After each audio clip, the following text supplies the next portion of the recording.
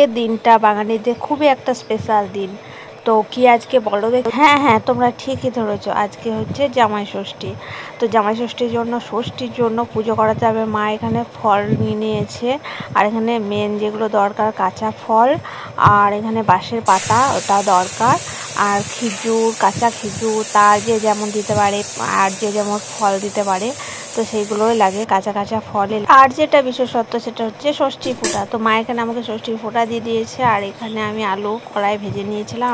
আজকে ভাতের মেনু মাছের ঝাল, আলু সিদ্ধ, কুমড়ো তরকারি, মাছের টক, এগুলো আজকে আমাদের ভাতের খাওয়ার মেনু।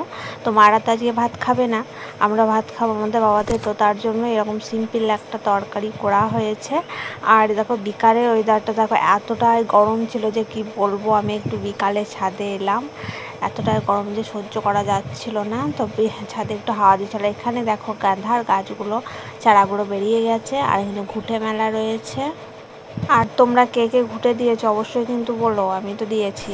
আর এখানে দেখো সন্ধ্যাবেলায় দইটা আসার কথা ছিল দুপুরবেলায়, আর নিয়ে এলো সন্ধ্যাবেলায়। তো সেই দইটা আমি ঠান্ডা দই, তো সেটা আমি সন্ধ্যাবেলায় খাচ্ছিলাম। আমাদের ঘরে তো ফ্রিজ নেই, ওই জন্য বললাম ঠান্ডা দইটা এখন খেয়ে নিই, গরম হয়ে গেলে আর ভালো লাগবে না। তো সেটা মাকে বললাম দিতে, তো মা দিয়ে দিয়েছিল। তো দইটা খেয়ে নেওয়ার পর এখানে দেখো কত ফল রয়েছে। তো আম রয়েছে প্রচুর, তো সেই আমগুলোই দেখাচ্ছিলাম তোমাদেরকে। আমগুলো খেতে কিন্তু খুবই মিষ্টি। আর এই দেখো গরিবের ফ্রিজ কাকে বলে।